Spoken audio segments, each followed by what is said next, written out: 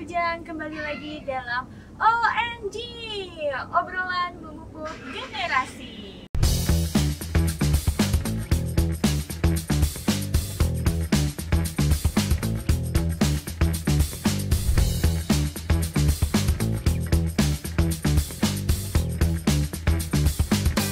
Bersama saya Syifa Gunawan, selama beberapa waktu ke depan kita akan ngobrolin hal-hal inspiratif dari Pupuk Ujang dalam memupuk negeri. Nah, saat ini sudah hadir bersama saya tim Makmur Pupuk Ujang, yaitu ada Bu Adis dan juga Pak Saiful nih. Kita akan ngobrol-ngobrol santai mengenai program Makmur. Nah, sahabat, ngomongin program Makmur yang digadang-gadang menjadi solusi agribisnis bagi pertanian Indonesia, saya dan juga mungkin sahabat Ujang penasaran nih, sebetulnya masalah pertanian apa saja sih yang coba dientaskan oleh program Makmur ini? Untuk itu langsung aja silahkan. Ya, terima kasih Syifa. Ya, jadi kami dari tim Makmur ya terkait permasalahan ya. Mungkin saat ini permasalahan di dunia pertanian itu yang pertama itu dari berkurangnya lahan pertanian ya. Nah, mungkin dibuat industri itu menjadi problem juga ya. Kemudian yang kedua terkait dari segi produktivitas juga nih. Jadi produktivitasnya juga menurun ini karena dari segi mungkin permasalahan banyak petani.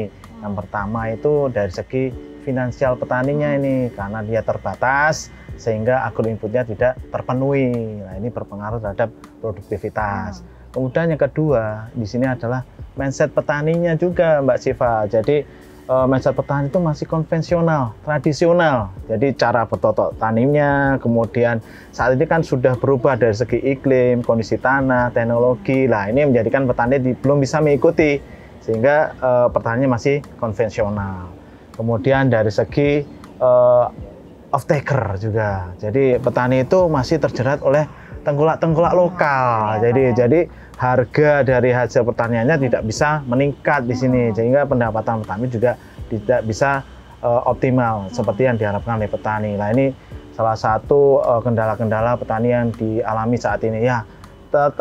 Pertama juga ada kendala terkait bagaimana penyediaan saprodinya. Petani saat ini mungkin terjadi istilahnya bicara pupuk langka-langka seperti itu. Lah, ini menjadi kendala juga sebenarnya. Pupuk itu tidak langka kalau petani itu tahu program Makmur ya, karena program Makmur ini bisa mensiasati kelangkaan pupuk, karena kalau kelangkaan pupuk itu mindsetnya pasti pupuk subsidi ya. Nah, dengan adanya program Makmur kita mengenalkan produk-produk non subsidi sehingga petani itu bisa terpenuhi terhadap penyediaan saprodi tepat waktu sehingga hasil panen meningkat, pendapatan meningkat seperti itu. Baik. Nah, kalau di program Makmur ini kontribusi Pupuk Ujangnya itu seperti apa, Pak?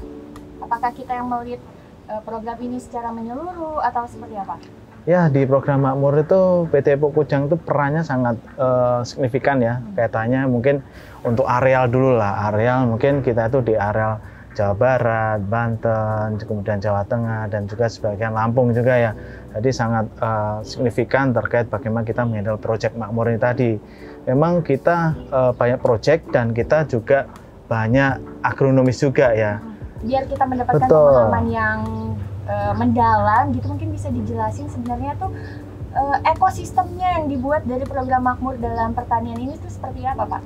Ya, dalam program Makmur itu kita melibatkan ekosistem ya yang tertutup juga ya, dari hulu hingga hilir gitu ya. Jadi one stop solution, kalau dibilang one stop solution, karena kita dari petaninya harus ada berbagai komoditi, kemudian project leadernya ya kan, dari Pupuk Ujang, Pupuk Indonesia, kemudian dalam hal pendanaannya, yaitu pendanaan dari perbankan gitu ya, melalui Bank Himbara atau di luar Bank Himbara juga bisa. Kemudian dalam hal penyediaan saprodinya, itu bagaimana pupuk, benih, pestisida bisa disediakan tepat waktu gitu ya. Kemudian kita menjalin ekosistem dengan universitas tadi dalam hal pendampingan juga ke lapangan gitu ya, dengan universitas atau perguruan tinggi seperti itu. Dan kita menjalin dengan pemerintah daerah juga. Jadi melalui Dinas Pertanian, melalui PPL-nya ya, ikut berperan aktif dalam hal pendampingan di lapangan petani. Kemudian off-taker paling penting, off-taker siapa yang ngambil hasil panennya, itu sangat penting. Harus kita tahu di dalam program Makmur itu harus paling penting adalah off-takernya, siapa yang ngambil hasil panennya. Yang terakhir adalah asuransinya. Jadi kita harus bagaimana dalam pertanian atau memitigasi resiko gagal panen. Jadi dalam program makmur itu dari hulu hilirnya itu ya semoga petani itu tidak banyak resiko, justru banyak mendapatkan manfaat dari program makmur ini. Mungkin kita ulas dulu satu-satu nih. Tadi kalau kata Mas Saiful, kalau dari program makmur ini petani betul-betul didampingi menyeluruh ya, dari hulu hingga hilir gitu ya. Berarti kalau mungkin dari hulu kita runut dulu, berarti pemodalan nih. Saya mau bahas pemodalan dulu nih. Kalau pemodalan itu di mana? Dari mana, Mas? Jadi permodalan itu banyak alternatif ya. Ya yang pertama itu memang kita sesuai dengan rencana pemerintah ya. Yaitu melalui KUR ya, kredit usaha rakyat. Itu paling kecil karena bunganya 6% setahun. Artinya kan sangat murah ya. Yang pertama itu melalui Bank Himbara. Bank Himbara itu ya himpunan bank negara. Ada Bank BNI, Mandiri, BRI. Kemudian kalau di Jawa Barat juga ada Bank Jabar ya, BJB. Itu juga berperan di program makmur juga. Kemudian alternatif kedua selain Bank Himbara juga melalui dana dari fintech gitu ya. Fintech kita bisa bekerja sama dengan dulu BRI Agro, kemudian juga kita startup yang notabene sama dengan visi kita dalam hal pendampingan ke pertanian, kemudian peningkatan produktivitas, peningkatan pendapatan, kita ajak ikut dalam hal pendanaan. Kita kerjasama salah satunya dengan perusahaan luar ini namanya RISE, itu dari Singapura, pendanaannya dari sana, sama-sama punya visi dalam hal ini melakukan peningkatan produktivitas dan pendapatan petani.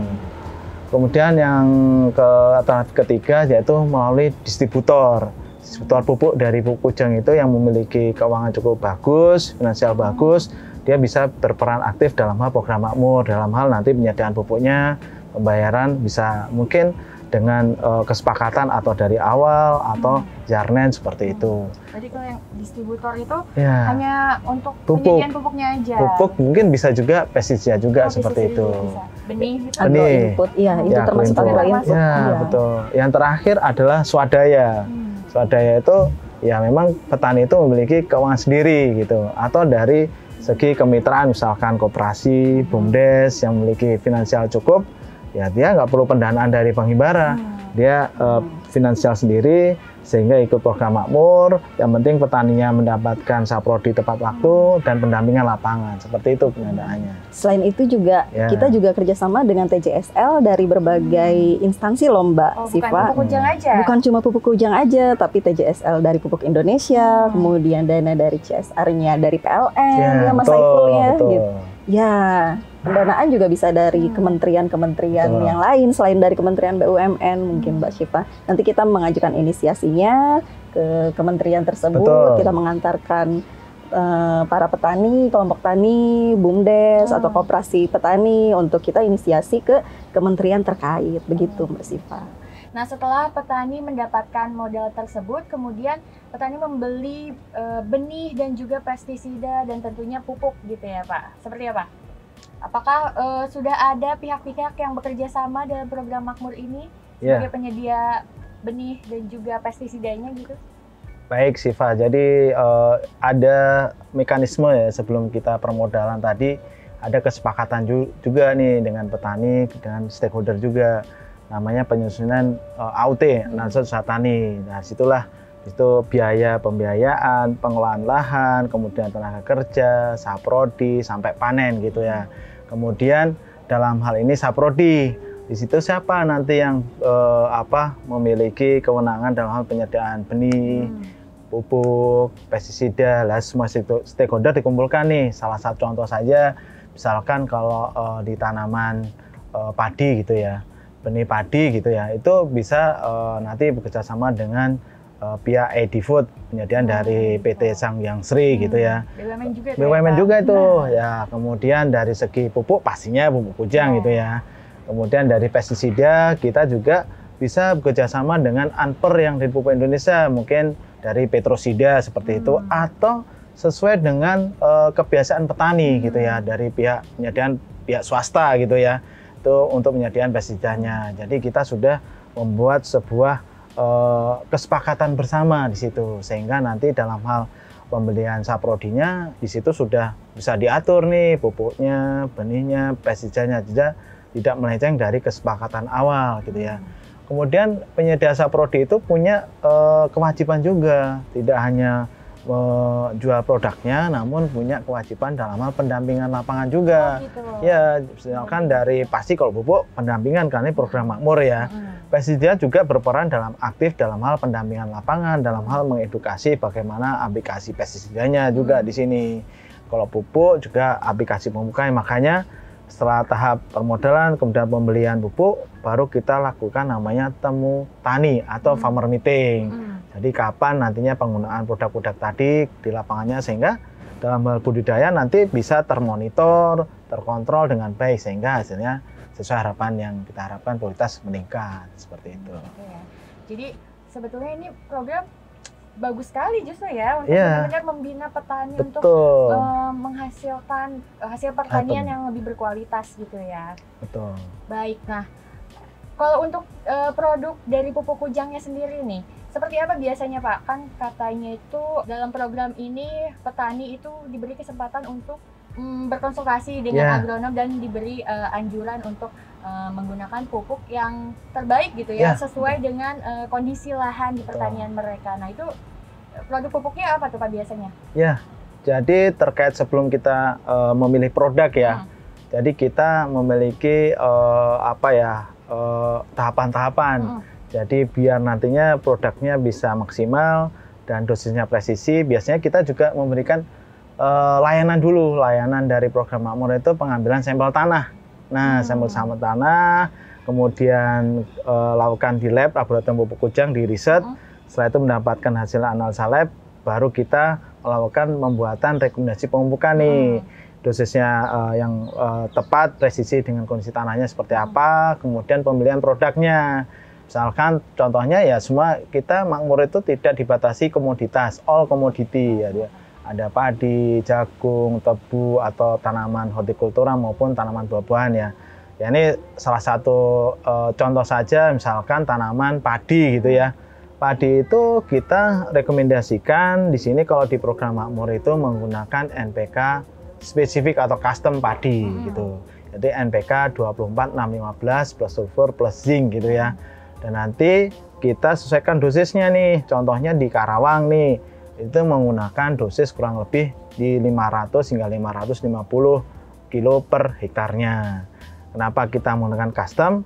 Karena custom ini memiliki kelebihan petani itu tidak perlu harus mencampur-campur lagi pupuk tunggal itu. Jadi karena mungkin kalau pupuk tunggal ada urea, ada SP36, ada NPK gitu. Kadang keterlambatan dalam penyediaan pupuknya.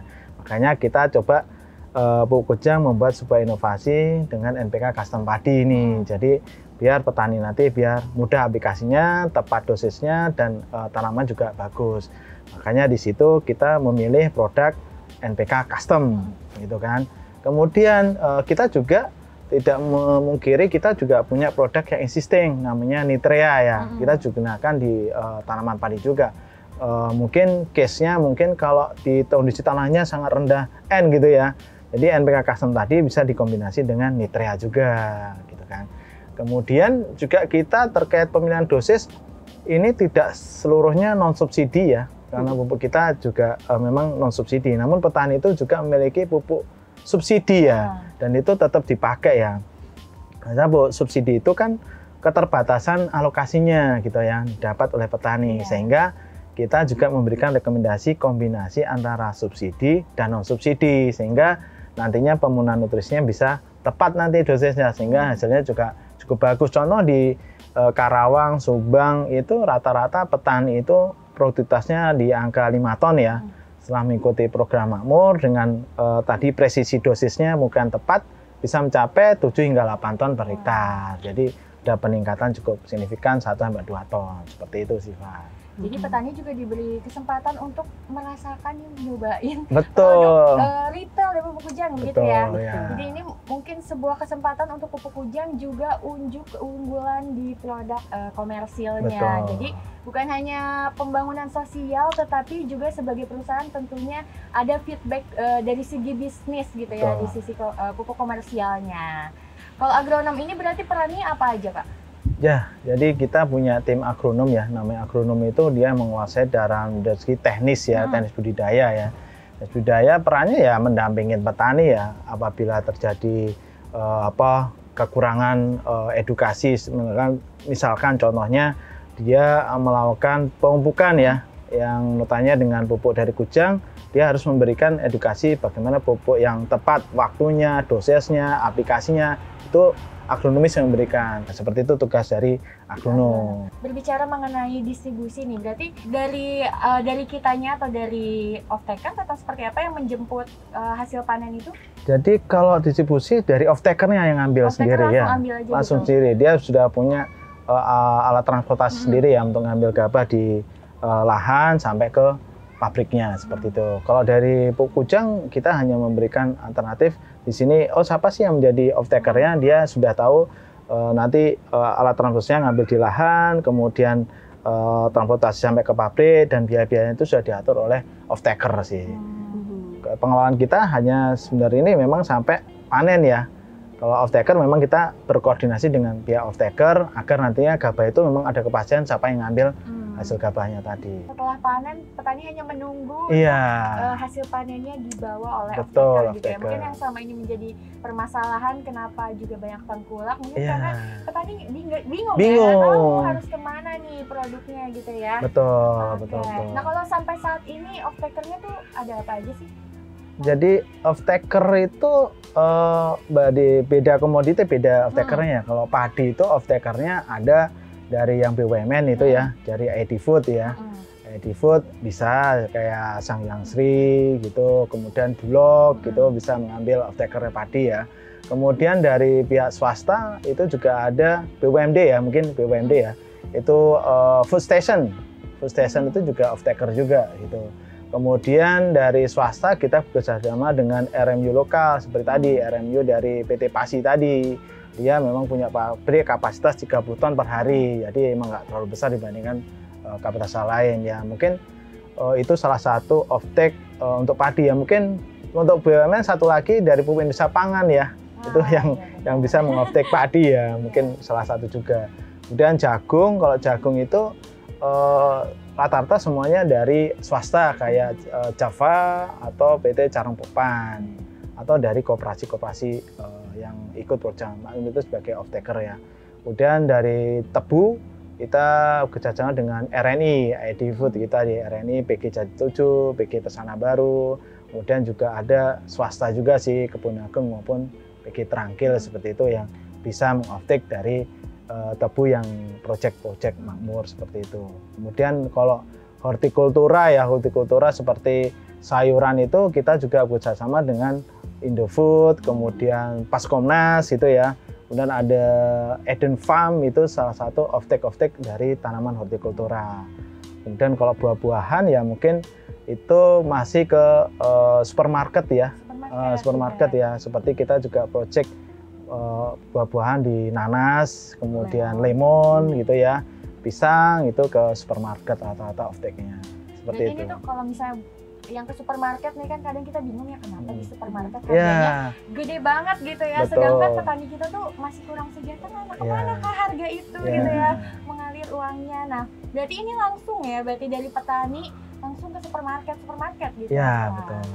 Kalau ngomongin bertanam gitu ya, pastinya kan ada resiko seperti gagal panen. Nah ini mungkin juga kaitannya dengan bisa jadi gagal panen tersebut menyebabkan juga petani gagal bayar kepada pemodal gitu ya, yang pemberi modal itu. Seperti apa Pak? Jadi kita makmur itu juga tadi di dalam ekosistem hulu hilir ya. Jadi kita ada namanya yang terakhir memitigasi gagal panen.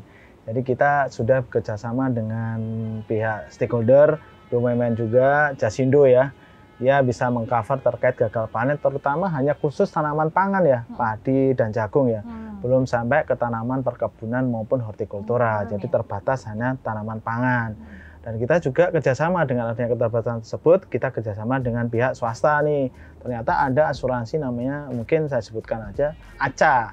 ACA itu dari BCA gitu. BCA dia bisa mengakomodir all commodity gitu. Jadi dia bisa mengakomodir semua tanaman, memiliki asuransi gagal panen, memitigasinya dengan tadi asuransi dari ACA. Namun prosedur-prosedur dalam hal asuransi ini memang tiap instansi berbeda-beda, ada yang mudah, ada yang ribet, ada yang intensif pengawalannya. Ini ya memang ini prosedur mekanisme dari masing-masing stakeholder. Namun kita sudah melakukan kerjasama dengan pihak instansi terkait bagaimana memitigasi resiko gagal panen. Seperti itu. Jadi mungkin juga dari pihak asuransi maupun yang pemberi modal gitu Betul. mungkin lebih percaya ya, Ya, karena betul. tahu sistemnya ini hulur ke hilir tuh Betul. insya Allah aman gitu Betul. ya. Baik. Nah, kalau Makmur ini di launching dari 2021 betul ya Pak? Betul. Betul ya. Nah berarti sudah 3 tahun nih ya program Makmur ini mendampingi petani di Indonesia gitu. Kemudian pencapaiannya sudah sampai mana nih Pak Bu? Ya. Jauh apa? Nah, karena sekarang tahun ketiga program Makmur ini berjalan, kita sejak tahun 2021 melakukan ini, alhamdulillah realisasi Makmur Pupuk Kujang ini untuk di tahun pertamanya di 2021 kita ada 14.000 hektar. Kemudian di tahun 2022 naik menjadi 40.000 hektar. Dan sampai dengan Agustus kemarin, Mbak Siva, untuk tahun 2023 saja itu kita ada 18.800 hektar ya Mas ya. Untuk target kita ini di 2023 ada sekitar 37.300 hektar. Wah, dari 14.000 tadi ya? Oh iya, dari 14.000 hektar naik ke 40.000 hektar dan insya Allah tahun ini kita juga Bisa. mudah-mudahan kita bisa mencapai target yang sama dengan tahun kemarin, mudah-mudahan. Angka tersebut tentunya menunjukkan ini ya, ketertarikan petani. Wah, ini program ini tuh bagus gitu ya. Mungkin Betul. dari mulut ke mulut antar petani gitu ya. Iya, karena petani biasanya ini kan karakteristiknya mereka kalau tidak melihat dulu contohnya Betul, ya Mas betul, ya, betul. Iya, betul, itu betul. mereka sepertinya kurang greget gitu, Iya. kurang masih maju mundur Iya, gitu. benar ya. Mau ikut nggak ya, mau ikut nggak ya, Karena tapi belum ada buktinya gitu mungkin. nah setelah ngelihat lahan sebelahnya, oh kok dia bisa 8 ton ya per hektarnya gitu. Oh oke deh, untuk musim tanam selanjutnya kita gabung dong dengan Makmurnya PKC Ya, gitu ya Mas Saiful betul, ya. betul. Semakin banyak petani yang gabung ya, wah, luar gitu. biasa. Nah, kalau ini kan program Makmur ini program yang baru diadopsi oleh petani gitu ya. Ya. Apakah ada isu gitu Pak? Sebelumnya kan mereka banyak yang terjerat oleh sistem tengkulak gitu. Ya. Nah, itu seperti apa sih Pak? Ya, banyak sih. Cerita-ceritanya gimana? Ya, jadi kita cerita, jadi biasanya kita sebelum ikut program Makmur itu namanya sosialisasi untuk biar petani tertarik atau terhadap program. Nah, biasanya kita sosialisasi mencari informasi apa sih menjadi masalah petani. Ya, ternyata seperti tadi kata Siva tadi. Jadi petani itu banyak yang terjerat sistem ijon. Nah, ijon itu jadi misalkan dia nanam padi gitu ya. Dia itu sama tengkulak itu sudah dikasih biaya. Namun biaya tadi sudah nanti diambil dengan harga yang sesuai dengan tengkulak. Misalkan harga padi itu ya kalau di pasaran harganya nantinya bisa 5.500, dia dikasih harga 4.500, namun dikasih uang di depan. Dan pada saat panen petani yang nggak bisa apa-apa lagi gitu kan. Apalagi kalau gagal panen dia akan terjerat oleh sistem ijon tadi. Dia harus mengembalikan sesuai dengan tadi biaya yang dikeluarkan oleh tengkulak-tengkulak tadi. Ini salah satu apa yang dirasakan oleh petani, sehingga petani pada saat panen tadi harusnya harganya sesuai dengan pasar, tidak sesuai dengan pasar, sehingga pendapatannya bisa menurun. Nah, ini yang menjadi kendala petani yang saat ini dialami, terutama dari segi sistem ijon tadi. Apakah ini juga menjadi kendala untuk petani masuk program Makmur gitu Pak? Mungkin ada petani-petani yang memang terjerat sama sistem sebelumnya, kemudian menjadi susah nih untuk gabung di program Makmur karena harus menyelesaikan yang sebelumnya atau seperti apa? Ya. Atau mungkin juga kan perebutan pasar gitu ya sama tengkulaknya gimana Pak? Ya bisa aja salah satunya permasalahan seperti itu juga ya. Mungkin petani terjerat dengan tengkulak gitu ya, sehingga ada yang tidak bisa ikut Makmur karena Makmur itu kalau permodalan dari Himbara, KUR itu tidak boleh adanya noda hitam, blacklist ya, mungkin terkait pendanaan atau petani itu melakukan pinjaman sebelumnya, pinjaman konsumtif ya, mungkin punya utang terhadap pembelian sepeda motor atau yang lainnya ya, sehingga dia tidak bisa mendapatkan permodalan dari KUR yang harusnya diberikan untuk petani dengan premi yang bunga yang murah ya. Nah, ini jadi hal-hal yang menjadi kendala juga. Namun kalau saya lihat petani ini ada yang tergerak untuk bisa ikut program makmur. Jadi kendalanya yang pertama adalah dari segi pupuk. Pupuk itu ya mungkin subsidi ya, mungkin subsidi kita sudah mengalokasikan kepada petani ya. Namun kan dari segi jumlahnya kan sedikit. Kemudian ada juga yang mungkin notabene pada saat kedatangan pupuknya itu tidak tepat waktu pada saat tanaman tadi sudah ditanam. Ada fase pertumbuhan, ternyata pupuknya belum datang-datang nih. Nah, ternyata ini menjadi masalah bagi petani, karena kalau itu terjadi terus-menerus, ternyata pertumbuhannya nggak bagus, kemudian hasilnya nggak bagus nih. Makanya dia ikut program makmur. Program makmur tadi, dia bisa tepat pupuknya. Jadi melalui tadi pembinaan dari kita, tim program makmur KC, kemudian melalui koperasi, binaannya petani tadi, penyediaan pupuknya bisa tepat waktu. Jadi sebelum tanam itu pupuk itu sudah tersedia, terutama pupuk non subsidi ya, yang kita sudah berikan rekomendasi, dia sudah datang duluan sehingga pada saat tanam tadi pupuknya sudah tepat. Pada fase misalkan tanaman padi udah umur 10-15 hari udah pupuk, umur 25-30 udah pupuk, sehingga ya memang kalau tepat dosis, tepat waktu aplikasi pastinya hasilnya bagus. Nah ini petani yang tertariknya seperti itu. Ini salah satu di padi, di tebu juga sama. Di tebu itu tertarik untuk menggunakan NPK custom ya. Ini di contoh saja di BUMDes Pandawa itu yang pertama kali dia itu menggunakan subsidi karena ada masalah terkait penyediaannya tepat waktu, dia pakai non subsidi gitu ya. Itu kurang lebih 700-an ton gitu ya. Dia untuk memenuhi kebutuhan dari binaannya, dan petaninya penyediaan pupuknya tepat waktu, hasilnya meningkat. Yang rata-rata hasilnya 60 ton ya, bisa mencapai 100 ton. Jadi ada peningkatan hasil karena tadi pupuknya tepat waktu. Nah ini menjadi petani bisa ikut program makmur seperti itu. Terus kalau misalnya sosialisasi ini kan seperti yang kita tahu, kalau saat ini petani di Indonesia, banyak data membuktikan kalau petani Indonesia tuh umurnya rata-rata lebih dari 45 tahun. Nah itu apakah menjadi kendala dalam sosialisasi program ini seperti apa? Ya, memang ya kita tahu lah data ya, dari data IPS maupun rata-rata petani padi itu di atas 45 tahun gitu ya. Saya petani kolonial lah ya, bukan petani milenial lah, yang nantinya kita gerakkan petani milenial. Jadi kita memiliki harus ekstra dan intensif terhadap sosialisasi kepada petani, karena terkait dengan umur tadi ya, berulang kali kita sosialisasi. Artinya biar petani tadi bisa mengenal kita, kemudian bisa dekat. Kalau petani kolonial itu salah satu kuncinya harus bisa dekat, gitu ya. Salah dekat tadi ya, harus kita sering berkunjung ke lokasi petani, ngobrol dengan petani. Dengan kedekatan tadi, salah satu upaya kita bisa dia masuk dengan kita penyediaan produk-produknya, kemudian mengedukasi, sehingga mudah dalam hal kita mendeliver apa yang kita rekomendasikan kepada petani-petani yang umurnya lebih tua ya. Kemudian petani itu tua itu salah satunya yang menjadi challenge kita adalah teknologi gitu ya. Teknologi itu ya saat ini kan ke depan itu petani itu akan berkurang ya jumlah tenaga petani ya. Saya ke depan tuh harus menggunakan tenaga mekanisasi. Contohnya untuk nanam padi aja kita harus menggunakan transplanter gitu ya. Jadi mesin itu ya. Jadi tanamannya sudah ditanam sesuai lubangnya menggunakan alat mesin tadi, tanpa harus tanam kita sistem mundur gitu satu-satu, nggak mungkin. Lebih presisi itu tantangan juga. Namun kan bagaimana penggunaan petaninya terhadap mesinnya, apakah dia bisa menggunakan, apakah menjadi ribet, jadi masalah, padahal itu cepat, efektif, namun justru bagi petani yang umurnya lebih tua bisa jadi menjadi sebuah masalah gitu kan, karena dalam hal penggunaannya. Kemudian dari saat ini combine harvester, panen juga itu menjadi solusi-solusi pertanian.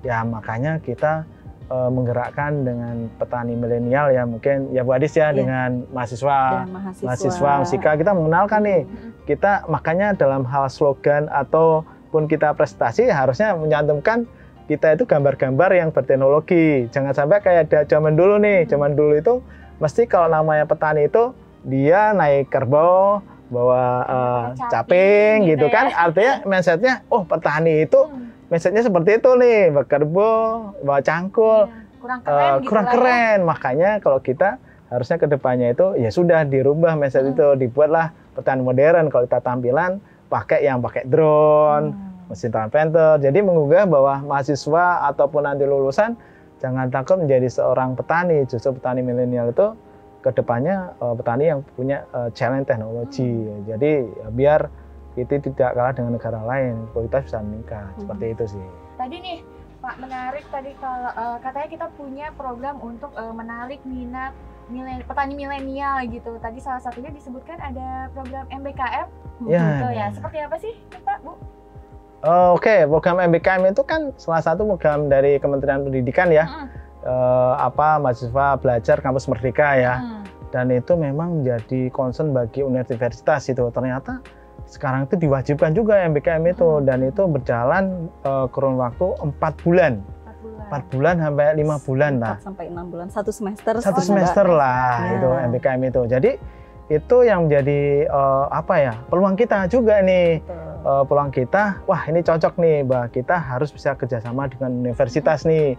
Bagaimana menyambungkan MBKM dengan program makmur. Kita program makmur kan concern di pendampingan lapangan juga, ya, sosialisasi produk gitu. Ya ada di sana ada marketing dan penjualan. Di sini mahasiswa itu bertugas nanti sebagai kepanjangan tangan kita juga. Ya kita bilang agronomis lah. Jadi tidak semata-mata mahasiswa magang, tapi ya agronomis kita, karena kita juga melakukan pembekalan dia terkait dengan pembekalan budidaya pertanian, digitalisasi, kemudian teknis-teknis dasar dari yang disampaikan oleh dosen, itu kita bekalin. Sehingga pada saat nanti mahasiswa magang itu selama 4 bulan di lapangan untuk memonitor budidaya pertanian, kemudian sosialisasi, itu mahasiswa itu sudah punya bekal yang cukup.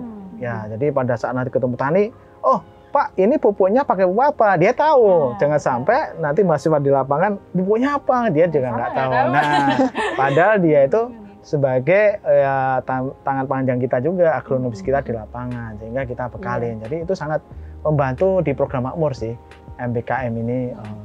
Betul, dan benefitnya juga dari kedua belah pihak ya Mas ya. Selain kita dapat perpanjang sebagai tambahan tenaga kawalan marketing kita, tenaga agronomis kita di lapangan, itu juga dari universitas juga dapat tujuannya gitu kan.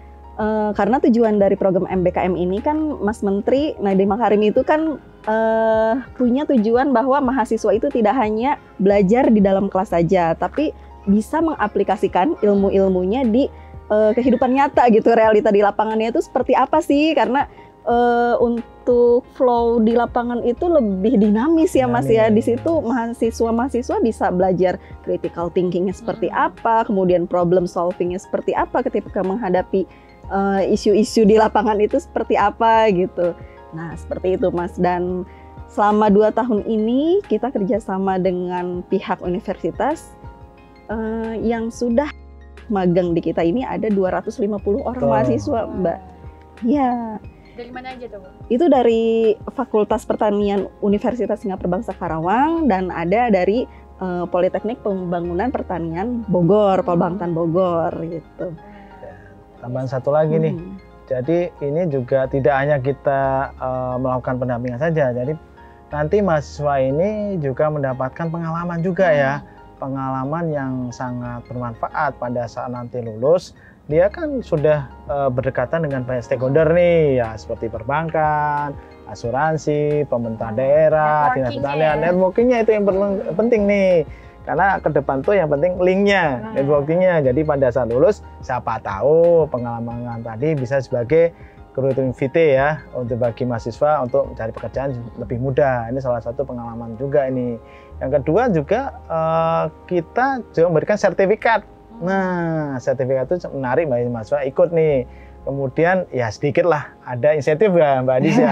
Ada insentif nih, ada juga nih. Jadi itu menarik juga nih buat mahasiswa ikut ini. Bekal di lapangan. Bekal di lapangan.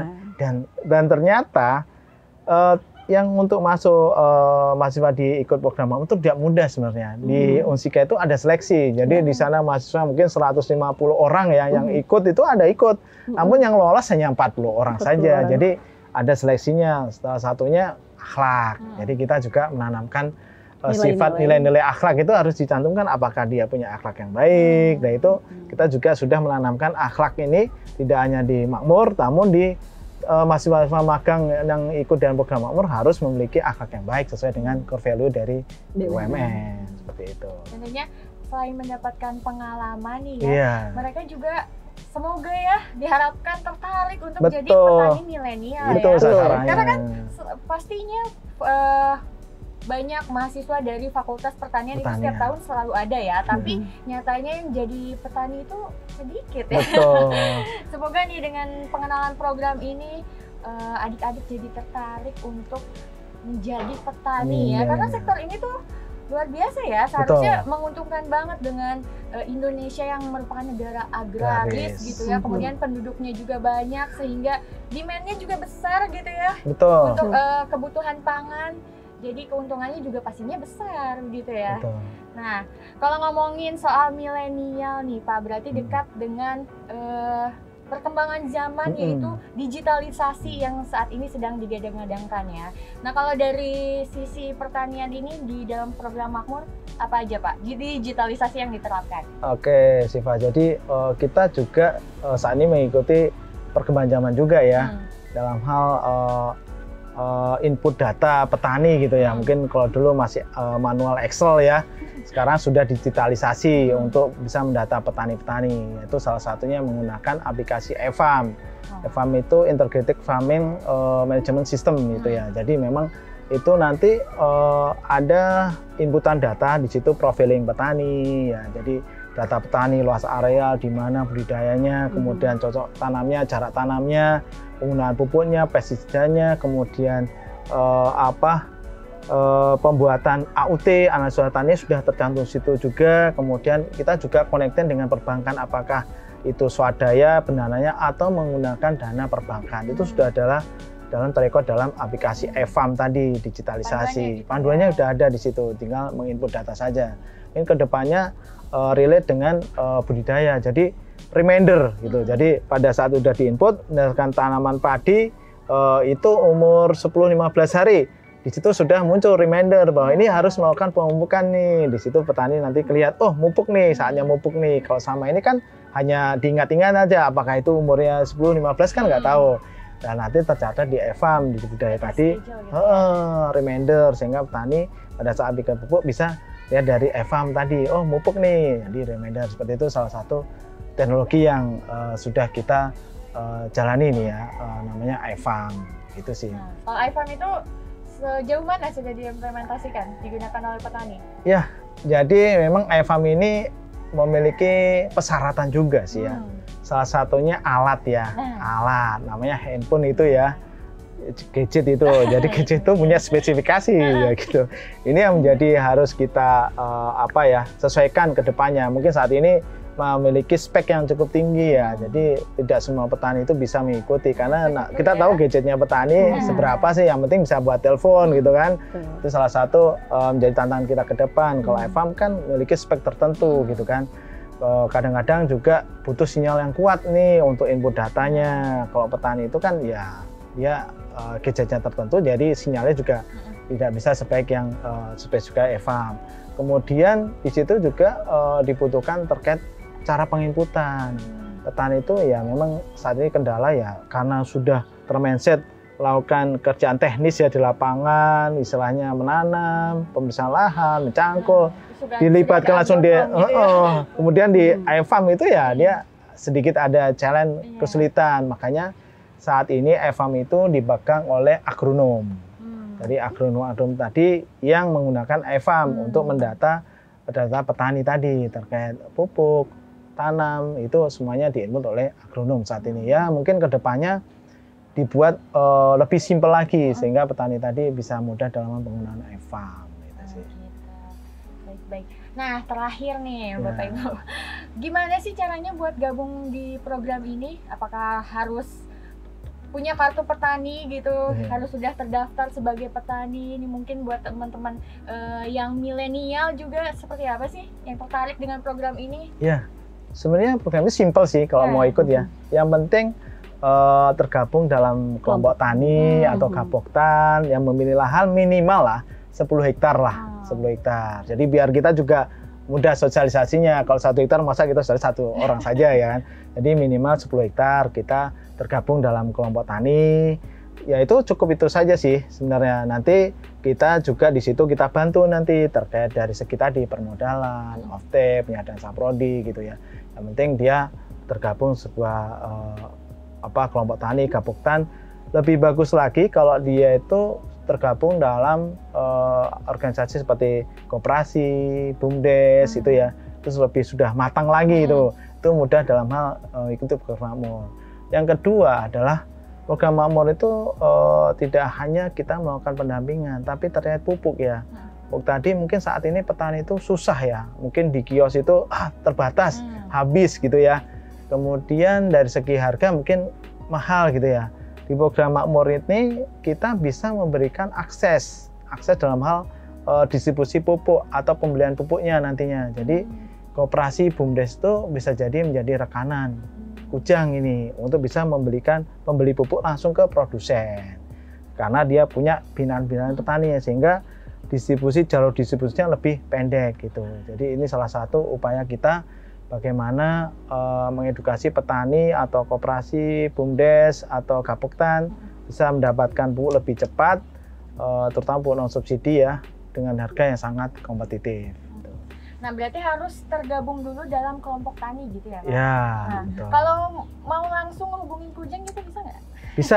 Bisa menghubungi di Kujang, nanti tim agronomis juga ada, bisa menghubungi saya, bisa menghubungi Mbak Adis gitu ya, untuk bisa gabung dalam hal program makmur ini. Jadi simpel sih, ya nanti mungkin di Mbak Siva mencantumkan nomor gitu bisa seperti itu. Luar biasa nih, nanti langsung aja menghubungi Mbak Adis atau enggak Mas Saiful. Baik, itu tadi kita sudah ngobrol-ngobrol nih. Luar biasa, saya diberikan pemahaman yang sangat mumpuni ini lumayan mengenai program makmur. Baik, itu saja perbincangan kita hari ini. Saya Syifa dan juga Mbak Adis dan Mas Saiful pamit undur diri. Sampai jumpa di kesempatan berikutnya.